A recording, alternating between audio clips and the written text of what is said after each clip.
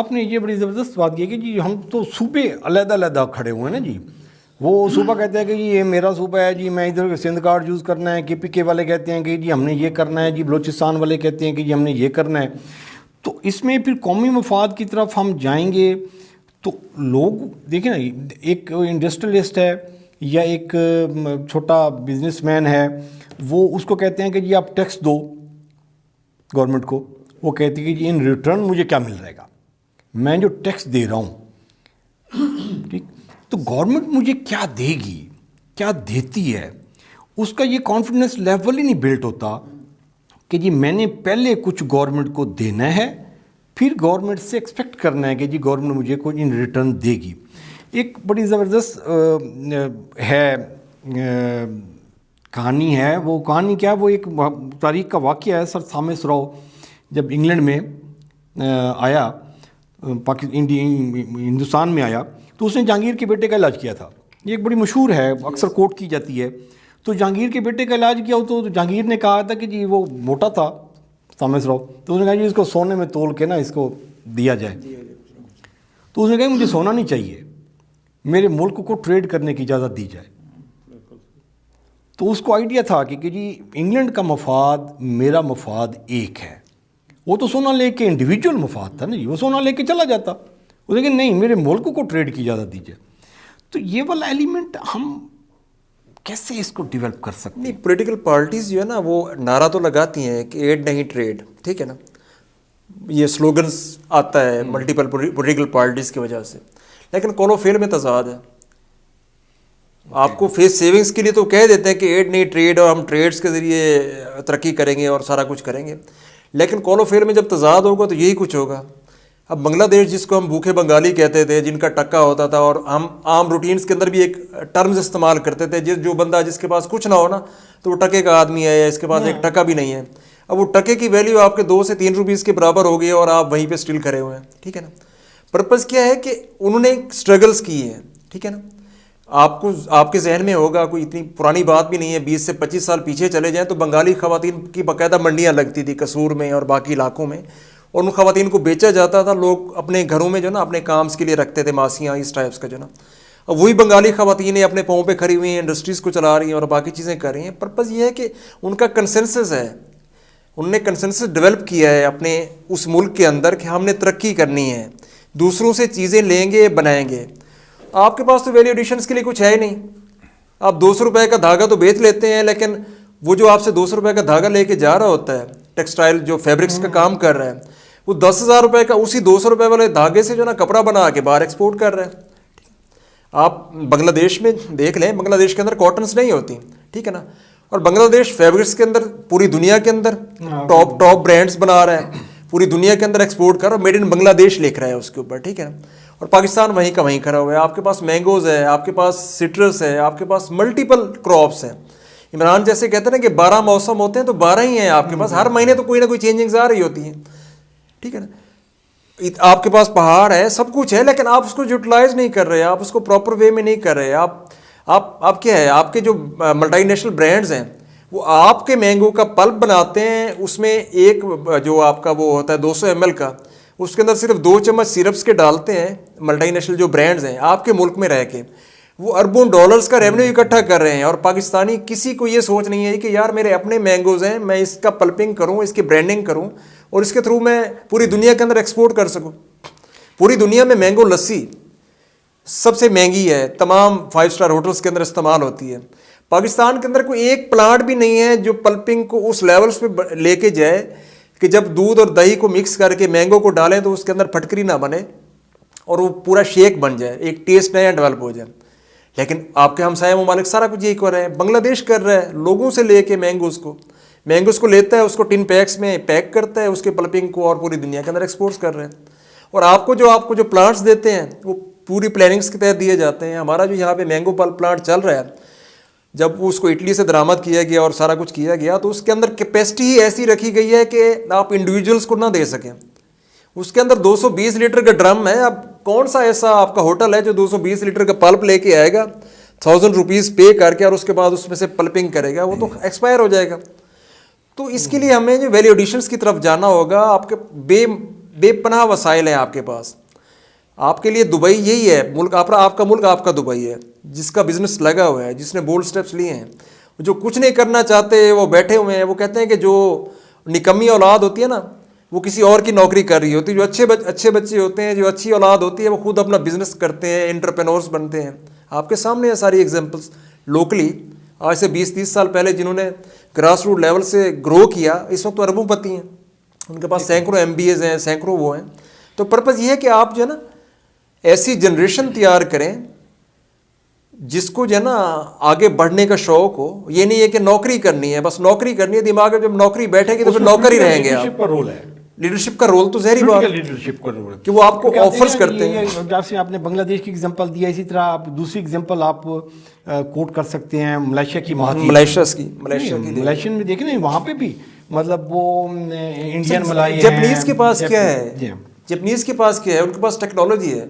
उनके पास तो वो गंदम नहीं है ना, वो गन्ना नहीं है, वो राइस नहीं है, बाकी चीज़ें नहीं है। उनके पास टेक्नोलॉजी है। उन्होंने हर घर के अंदर जो है ना एंटरप्रेन्योर्स पैदा किए हैं, ठीक है ना। वो जॉब्स नहीं करते।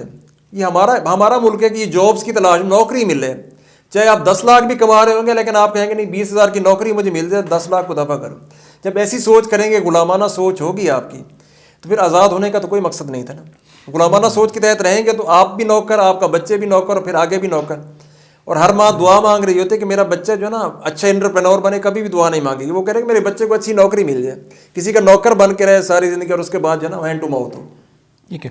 तो इसमें मलकानी साहब, ये जो जनरेशन का मलेशिया की एग्जांपल हम दे रहे हैं, हम श्रीलंका की, इसमें बांग्लादेश की एग्जांपल देते हैं, तो पॉलिटिकल लीडरशिप जो है वो इस माशरे की अक्कासी करती है। नहीं, बिल्कुल हमारा, क्योंकि माशरे की अक्कासी तो करती है, क्योंकि वो उसी इंटरेस्ट को ही आगे लेकर चलते हैं। लोगों की जो उसको देखते हैं कि इनका क्या सियासी लेवल है, उसको आगे परवान चढ़ाते हैं। लेकिन मेरे ख्याल में एक्सप्लॉइट कर रहे हैं हमारी कौम को, और मिसगाइड किया जा रहा है हमारे। इसलिए जो है ना हमारे पॉलिसी साज़ों को ये गौर करना चाहिए कि हमारी कमी कहाँ पर है। इसलिए कि कौमी निसाब बनाने की अशद ज़रूरत है, ताकि लोगों में शऊर हो। इनफरादी सोच से कौमी सोच की तरफ जाने का जो सफ़र है, जब तक हम ये तय नहीं करेंगे, मेरे ख्याल में हमारे तमाम मसाइल, जी बिल्कुल, स्क्रिप्ट उसके सारे एलिमेंट होने चाहिए। माशरती तकसीम कैसे है, आपके नेशनल जो आपका इंटरेस्ट है, बेनिफिट्स क्या हैं, जी जी बिल्कुल, लॉन्ग टर्म बेनिफिट्स क्या हैं, बिल्कुल। जब तक वो नहीं होंगे, उसके जब तक हम अपने कौमी सोच की तरफ नहीं जाएंगे, तो हमारे जो मसाइल जो हैं जितने भी हैं ना, वो हल नहीं होंगे। और उम्मीद करता हूँ कि हमारे पॉलिसी साज़ों को कभी कोई ख्याल आए कि कौमी सोच को परवान चढ़ाने के लिए कोई निसाब डेवलप किया जाए, लोगों की तरबियत की जाए। वो जो माओ का जिक्र हो रहा था, तो माशाल्लाह शुरू से यही है कि एक स्कॉलर ने कहा कि जनाब बड़ी आम सी बात है कि आप हम मुझे अच्छी माएँ दे दें, मैं आपको एक अच्छी कौम दूंगा। तो वो नो डाउट हमारी बेसिक जो तरबियत है वो वहीं से शुरू होती है। लेकिन अब ख़वातीन की भी जो उसके लिए जो निसाब में हमारे लिए क्या उनकी किरदार साजी के लिए, उनकी उसके लिए भाई अच्छी माँ के लिए भी क्या निसाब में कोई ऐसा कोई पहलू है नहीं। क्योंकि हम तो एक अच्छे डॉक्टर चाहिए या अच्छे इंजीनियर चाहिए, लेकिन बदकिस्मती से हमें वो भी नहीं मिल रहे। लेकिन वो एक अलग बहस है। हमने जो एक समाज है ना, हमारा समाज का सिस्टम, उस माशरे को जब तक हम वो नहीं करेंगे, समाजी जो माशरती नामवारियाँ हैं उनको दूर नहीं करेंगे, तो ये मसाइल मेरे ख्याल में ऐसे ही चलते रहेंगे। क्योंकि माशरती नामवारियाँ जो है वो मनफी रवैयों को जन्म देती है। ये भी एक मनफी रवैया है कि आप इनफरादी सोचते हैं। अच्छा मौलाना साहब, हम माँ को डिस्कस कर चुके हैं, ख़ानदान को डिस्कस कर चुके हैं, हम पॉलिटिकल लीडरशिप को भी डिस्कस कर चुके हैं। एक एलिमेंट जो हमारा है वो है रिलीजियस लीडर का, जो हमारा दीनी रहनुमा है, जो जिसके पास बच्चा पढ़ने के लिए जाता है, जो जुम्मे का खुतबा देता है, जो रब की तकसीम का बताता है। क्योंकि जी ये रिज़्क़ की जो तकसीम है ये अल्लाह सुब्हाना व तआला की तरफ से है। तो हमने अपने ज़हन को कैसे समझाना है कि जी हर बंदा के पास बिल गेट्स जितना पैसा नहीं आ सकता, ये रब की तकसीम है। वो एलिमेंट भी तो वो फ़िरके में बट गया हुआ है ना जी। वो जो रिलीजियस लीडर था वो भी तो अपना रोल प्ले नहीं कर रहा ना। बिल्कुल इसी तरह जी, जो मजहबी जमातों का जो किरदार होना चाहिए था, ख़ास तौर पे जो हमारे इस्लामी स्कॉलर्स हैं, वो भी अपना किरदार अदा नहीं कर रहे। अगर हमें बताया जाए, क्योंकि इस्लाम ने तो हमें एक पूरा एक वो दिया हुआ है मौका, उस ज़ाब्ता इखलाक कुरान पाक का सूरत में हमारे पास मौजूद है, वहाँ पे माशरती तकसीम की ये नामवारियों को ख़त्म करने का भी पूरा निज़ाम दिया गया है। आप ये देखें, ज़कात अमीर है वो ज़कात देगा और गरीब की वो जो है ना उसकी एक्सपोर्ट करेगा। तो ये जो पूरा सिस्टम है, अगर इसको अपनाया जाए तो मेरे ख्याल में हमारे ये मसाइल ही ना हो। लेकिन पाकिस्तानी कौम बाकी जो उससे है, लेकिन हम लोग वैसे करते हैं, खैरात भी देते हैं, लोग हेल्प भी करते हैं, सलाह आए कोई वो हो तो उस दिनों में आप देखते हैं कि हमारा जज्बा जो है वो कौम जो है वो करना चाहती है। लेकिन मेरा ख्याल है कि लीडरशिप का जो फुकदान है ना, वो हमें एक कौम बनने से वो रोक रहा है, उसमें जो है बहुत बड़ी रुकावट है। कोई हमें अच्छी लीडरशिप क़यादत मैसर आ जाए जो एक कौमी सोच को लेकर चले, अपनी इनफरादी मफाद के ऊपर कौमी सोच को जब हम तरजीह देंगे तो फिर ही हमारे ये मसाइल हल होंगे। और आपने बड़ी अच्छी बात की कि जो ये माशरती जो तकसीम है ये तो हर जगह पे मौजूद है, तो और इसका बेहतरीन हल जो है ना हमारे पास इस्लाम की सूरत में हमारे मज़हब हमें वहाँ पे पूरा देता है। और इसी तरह बाकी जगहों पे जो तरक्की याफ्ता मुल्क हैं, मेरे ख्याल में उन्होंने हमारे कुछ जो इसकी मॉडल्स है उसको अपना लिया और हमने उससे हमारी उससे दूरी जो है ना हमारी नाकामी की वजह है। भुट्टो साहब, पॉलिटिकल पार्टीज़ में हम जस्ट आपका 2-3 मिनट्स का लेंगे, अभी टाइम हमारा ख़त्म हो रहा है। इस वक्त जो पॉलिटिकल पार्टीज़ हैं, 3 मेजर पार्टीज़ हैं। पीपल पार्टी है, मुस्लिम लीग नून है और पीटीआई है, 3 हैं। तो इसमें आप अभी जो इलेक्शन आएंगे 2023 में, जो होपफुली कि जी वो क्लेम कर रहे हैं कि जी हम करवाएंगे अगर वो डिले नहीं करते तो पीपल पार्टी का सिनेरियो आप क्या देख रहे हैं कि जी वो मतलब क्लेम कर रहे हैं कि जी हम नेशनल गवर्नमेंट बनाएंगे, फेडरल में आएंगे और पंजाब भी टेक ओवर करेंगे और सिंध तो वैसे ही हमारे पास है ही है, तो इसकी पॉसिबिलिटी है? इसमें आपका तजिया क्या कहता है? सर, जो करंट सिनेरियो चल रहा है आज की हद तक, आगे का नहीं पता, क्योंकि गैप कैल्म अल्लाह को पता है, इसके बारे में हम कोई ऐसी प्रोडिक्शंस नहीं कर सकते कि हम कहें कि जी फ़लाँ ये हो जाएगा या कुछ और हो जाएगा। जो अब तक का जो सिनेरियो चल रहा है इस पोजीशंस के अंदर, तो इस वक्त सबसे जो मकबूल जमात है वो पीटीआई है। न्यू जनरेशन से लेके, बच्चों से लेके और जो है एंड तक जो है ना, बाकी तो पार्टीज़ जितनी भी है ना तो तमाम के ऊपर एक लेबल्स लगा हुआ है, ठीक है ना। किसी के ऊपर चोर का लगा हुआ है, किसी के ऊपर मिस्टर 10% का लगा हुआ है, या किसी के ऊपर बाकी जो है ना, 2 बाकी जो पार्टीज़ हैं और उनके ऊपर जो है ना वो इस किस्म का जो ना प्रोपेगेट किया गया है कि उसके अंदर जो है ना उनको एक टर्म्स इस्तेमाल करते हैं हम मीडिया के अंदर, नेम कॉलिंग्स के ज़रिए, कि बुरे अलकाबात के साथ जो है ना किसी को जब आप हिट करते हैं तो बुरे अलकाबात नेम कॉलिंग उनके साथ की गई है कि जो पीपल पार्टी है उसके ऊपर नेम कॉलिंग्स का क्या लेबल लगा हुआ है कि मिस्टर 10% है, ठीक है। और जो इनके ऊपर लगा हुआ है कि हाँ भाई ये चोर हैं और मुल्क को लूट के ले गए हैं और सारा कुछ है ना, नेम कॉलिंग्स इस किस्म की है। तो वो पीटीआई इस वक्त वो वाहिद जमात है, मैं नहीं कहता कि बहुत अच्छा डिलीवर किया है, वो डिलीवर नहीं कर पाए, उनके पास डिलीवर करने की कैपेसिटी नहीं थी, ठीक है ना। लेकिन एज ए पॉलिटिकल लीडर जो इमरान खान का अपना रोल है उसके अंदर कोई इस किस्म का लोगों के ऊपर जो है ना वो नहीं है। इस वक्त सबसे जो पावरफुल जमात जा रही है वो पीटीआई है। और हमारी जो एक्सपेक्टेशंस हैं वो यही है कि नेक्स्ट जो आने वाले इलेक्शंस में है वो 2/3 अक्सरियत 1/3 जैसे वो मेजॉरिटी का कहते हैं कि उसमें वो ले जाएंगे, अगर बीच में कोई ऐसा सिनेरियो चेंज नहीं होता, क्योंकि पाकिस्तान के अंदर जो आपकी एक्सपेक्टेशन है। एक्सपेक्टेशन अच्छा, आप क्योंकि माशरे पे आपकी है ग्रेप्स और आप एनालिस्ट भी हैं, तो एक्सपेक्टेशन क्या है? कि पीपल पार्टी ये पीटीआई जो है ना क्लीन स्वीप कर जाएगी। पंजाब में भी करेगी और केपीकेबी में करेगी। बाकी सिंध तो हमेशा से कभी भी आपके हाथ में नहीं रहा, और बलूचिस्तान आपको पता है मिक्स गवर्नमेंट होती है वहाँ पे, हमेशा वहाँ पे इसी सिनेरियो में बनती हैं। कोई ये नहीं कर सकता कि हमने बलूचिस्तान को वो कर लिया या कुछ और कर लिया। वहाँ पे आपको जो है ना बाप पार्टीज़ या बाकी जो जमातें हैं उनके साथ मिल के बनानी पड़ती है, मजबूरी है आपकी। जो सिंध के अंदर पीपल पार्टी का रोल है, भुट्टो कॉर्ड चल रहा है वहाँ पे, और उनका बेनज़ीर इनकम स्पोर्ट्स प्रोग्राम भी चल रहा है, जिसके ज़रिए जो है ना उन्होंने बाकायदा से वोट परचेज़ किए हुए हैं, ठीक है ना। और इस सीनेरियोज़ के अंदर भी जो मैं देख रहा हूँ वो यही है कि नून लीग से फिर बेहतर रह जाएगी पीटीआई, वो पीपल पार्टी बेहतर रह जाएगी। उसकी वजूहत हैं। वजूहत ये हैं कि जो अब सिटिंग गवर्नमेंट्स ली है नून लीग के पास, गालियाँ खाने के लिए तमाम वजारतें नून लीग की हैं, और जहाँ से उन्होंने पब्लिक को इंगेज करना है, बेनज़ीर इनकम स्पोर्ट्स प्रोग्राम को जो 112 अरब का एक प्रोजेक्ट है, जहाँ से लोगों को पैसा देना है, जहाँ से वोट ख़रीदने हैं, ठीक है ना, वो प्रोजेक्ट्स उनके पास है। वजारत ख़ारजा बाहर के टूअर्स लोगों के साथ लिंकेजेस बनाना, एक ताल्लुक़ बनाना, अपना मोरल्स को अप करना, ठीक है ना, वो उनके पास है।